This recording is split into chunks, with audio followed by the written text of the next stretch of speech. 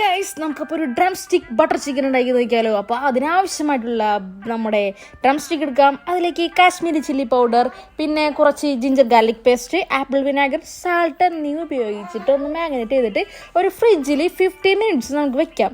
അതിനുശേഷം ഒരു തവ എടുത്തിട്ട് അതിലേക്ക് ചെറിയ ഉള്ളി, സവാള, പച്ചമുളക്, പിന്നെ ക്രഷ്ഡ് ചില്ലി ഒഴിച്ചിട്ട് നമുക്കൊരു മസാല ഉണ്ടാക്കിയെടുക്കാം. അതിനുശേഷം അതിലേക്ക് തക്കാളി ആഡ് ചെയ്തതിന് ശേഷം നല്ലോണം വഴറ്റിയതിന് ശേഷം ആ തവ അങ്ങോട്ട് മാറ്റി വയ്ക്കാം.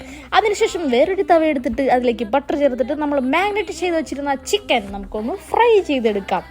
എന്നിട്ട് നമുക്ക് മിക്സ് ചെയ്ത് വെച്ചിരുന്ന നമ്മുടെ ആ ഒരു ഗ്രേവി ഉണ്ടല്ലോ, അത് നമുക്ക് മിക്സിയിലെടുത്തിട്ടൊന്ന് നല്ലോണം ഗ്രൈൻഡ് ചെയ്തെടുക്കാം.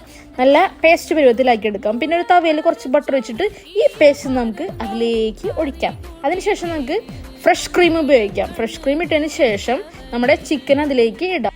ഇതിലേക്ക് ബട്ടറും കസൂരി മേത്തിയും കൂടി ചേർത്ത് കഴിഞ്ഞാൽ നമ്മുടെ ഡ്രം സ്റ്റിക്ക് ബട്ടർ ചിക്കൻ റെഡിയാണ് കേട്ടോ. എല്ലാവരും ട്രൈ ചെയ്യണേ.